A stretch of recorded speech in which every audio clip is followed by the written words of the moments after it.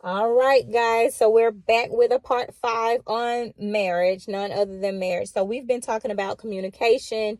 We've been talking about prioritization. We've been talking about that just the different styles and things that can kind of come up sometimes as disruptions in marriage. And so now we're talking about the maintenance portion. So we know that you have to prioritize marriage. We know that this is something that requires a lot of prayer because there are a lot of different curves, a lot of different seasons, a lot of different things that you're going to have to learn to maneuver within a marriage setting. And so when you maintain your marriage, you're prioritizing for one, and then you're allowing room for growth, guys. You will not be the same person in a year, in 2 years, in 3 years, in 5, 10 years, after you have children, after a death of a loved one, after whatever circumstance, a career change, a job loss, anything. Remember, everyone processes differently, guys. So when everybody processes different, you should not expect, so don't expect you from other people. You're two different people. You bring two different things to the table. And so it's important for you to learn to grow together and to compromise because that is a major component of a healthy marriage. A lot of times you get stuck in your way and you think that it's two individual people coming together, which it is, but that you get to do your own thing just collectively. That's not how it goes.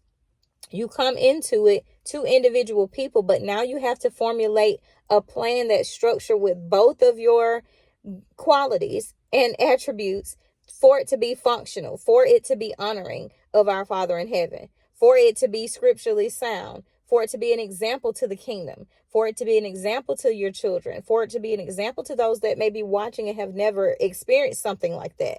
And so you have to be important. It's important to know that and to allow yourself the room for the growth.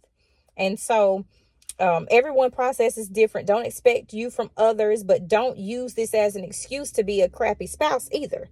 So because you don't grow the same rate, don't make excuses as to why you can't show up to the table and perform your role. You made a vow, you made a commitment, so step up to the plate. I don't know is a cop out in every aspect. It requires a desire to learn and maintain.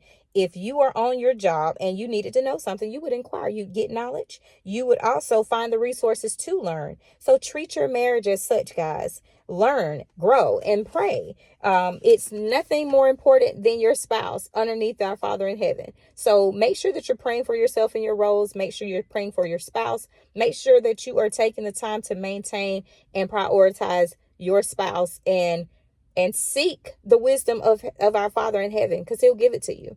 And so I pray for you guys. Thank you for watching.